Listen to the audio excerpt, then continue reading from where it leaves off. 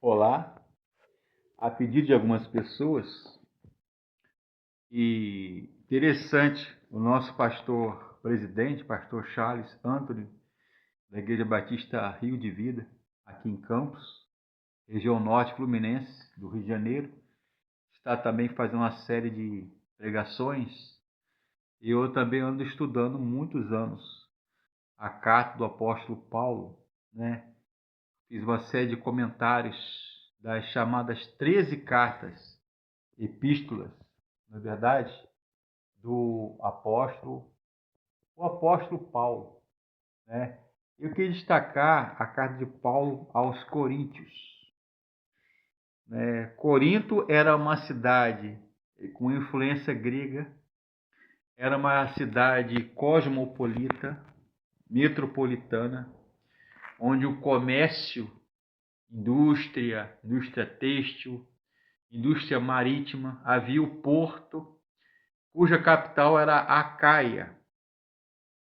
E a influência grega era muito predominante. Havia também colonos romanos, alguns judeus e alguns irmãos também simpatizantes, digamos assim, do Evangelho, né?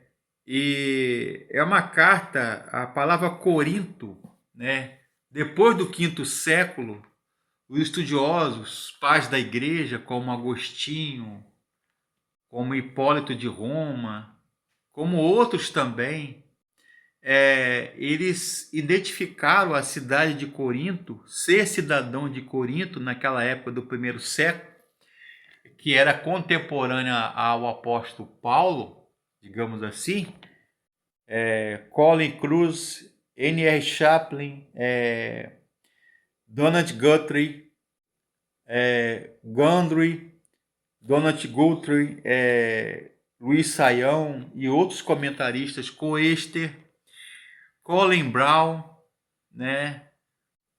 Ralph Martin, F. Bruce, ou seja, Frederick Bruce e outros comentaristas, né? Bacon, Warren Earsby, né? O próprio Daily Brothers, né? Comentário Brodman, que é um dos mais tradicionais, Meyer Pearman, que é um comentarista pentecostal, Gordon Fee e outros mais. Eles comentam Carlos César P.F. Novaes, que é um pastor, professor do Seminário do Sul, Seminário de Niterói, Batista. Eles comentam que a palavra Corinto é corintianizomai. Corinto quer dizer, no original, ornamento, né?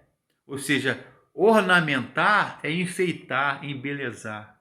Provavelmente Corinto era uma cidade bonita, não é?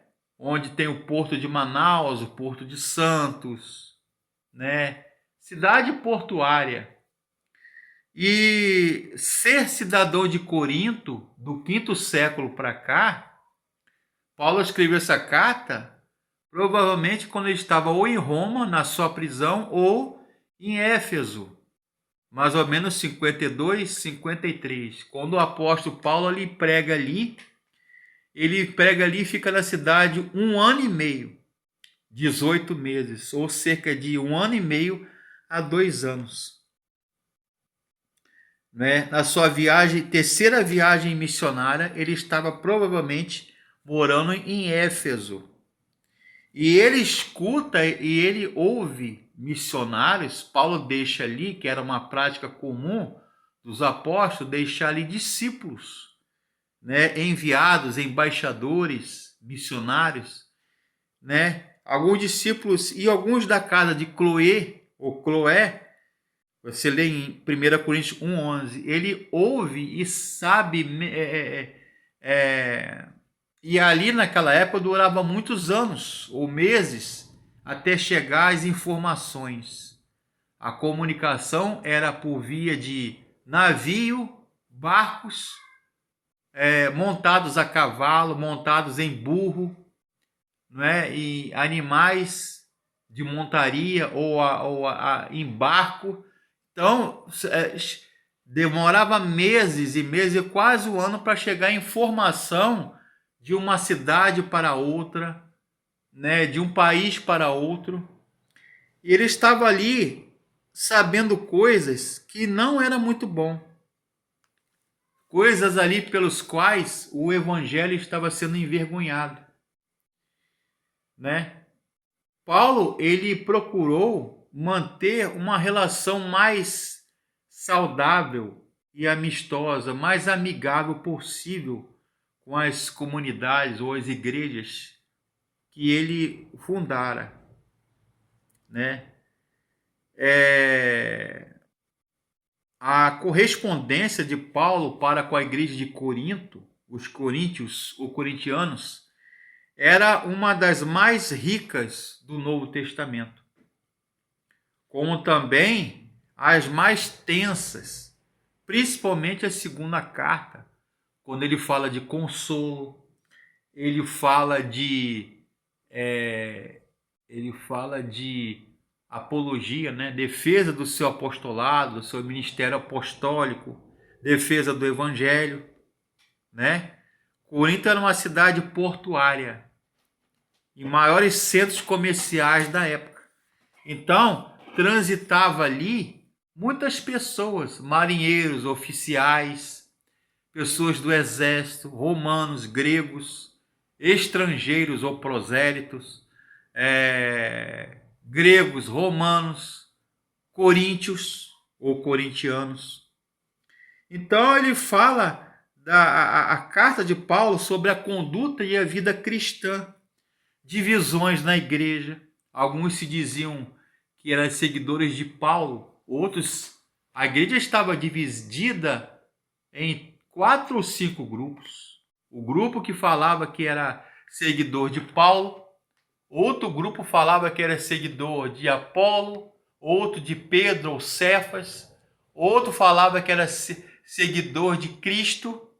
Então havia um camarada ali que ele coabitava, estava tendo um relacionamento íntimo com a mulher do pai dele. Não era a mãe dele. Provavelmente, Guthrie, né, e Gundry, eles falam também, Coester, né, um grande erudito do Novo Testamento, eles falam que provavelmente era a madrasta dele, que fala sobre imoralidade sexual, adultério, mais precisamente no capítulo 5 de Coríntios. Então, provavelmente a igreja ali, a comunidade fé dos coríntios, ela foi fundada anteriormente por Priscila e Áquila, esse casal que eram discípulos da época de Jesus. Então havia disputas acaloradas nos tribunais, chamado Bema, tribunais romanos, irmãos, mais ou menos capítulo 6 de Coríntios, 1 Coríntios, irmãos que estavam processando judicialmente outros irmãos. Então, Estéfanas, Acaio, Fortunato e outros irmãos haviam se convertido ali, né? Falava também sobre o culto, a adoração, sobre o divórcio, a vida cristã, o casamento, a vida em namoro, relacionamento conjugal, amoroso, né? Sobre doutrinas da ceia do Senhor, né? Então, Coríntios era uma carta muito importante no Novo Testamento. Fala também do grande capítulo da doutrina bíblica da ressurreição de Cristo, né? Capítulo 15 é todo dedicado da ressurreição de Jesus. Paulo é muito com a linguagem peculiar filoniana, alexandrina e judaica, e também tinha cultura grega e romana. O apóstolo Paulo, muito assim, um brilhante intelectual e também um pregador do evangelho. A preocupação de Paulo apóstolo não era a doutrina, nem só e fundar igrejas. Era um pastor, um missionário, aquele que abria trabalhos missionários, ponto de pregações, para que o evangelho de Cristo fosse pregado. A preocupação de Paulo era que os coríntios, os irmãos ali do primeiro século, contemporâneos de Paulo, era andar na sã doutrina dos apóstolos, as doutrinas de Cristo, os discursos, a mensagem do Evangelho, né? E voltar à essência do Evangelho, o amor. Então, o capítulo 12 ele fala sobre os dons espirituais. O 13 ele fala sobre o amor, as virtudes teologais, fé, esperança e amor. Capítulo 13 fala sobre o amor. Capítulo 14 ele fala sobre o dom da profecia. E o 15 ele fala sobre a grande doutrina bíblica da ressurreição dos mortos. E a palavra de Paulo é: se Jesus de fato ressuscitou dentre os mortos ao terceiro dia, conforme as Escrituras, a palavra de Deus, e conforme ele mesmo, Jesus, o Senhor Jesus, dissera antes. Então nós que estamos em Cristo, um dia ressuscitaremos com ele. A esperança da ressurreição, ou seja, a vitória da vida sobre a morte. Esse é o grande legado da carta do apóstolo Paulo aos Coríntios. O capítulo 2 ele fala da consolação, assim como nós somos consolados por Deus, nós, pelo Espírito Santo de Deus, amém? Nós consolamos as pessoas. E ele fala da grande defesa do Evangelho. E a mensagem dele, Paulo, ele pregava Cristo e este crucificado. E a mensagem de Paulo, ele fala: a minha palavra não está colorida com filosofia, linguagem humana, na intelectualidade humana, na mente humana, na racionalidade humana, e palavras persuasivas, mas pelo poder de Deus. A palavra da cruz, que é a grande salvação para aqueles que creem. Amém? Então esse é o estudo, o resumo da carta do apóstolo Paulo aos Coríntios, os crentes da cidade de Corinto.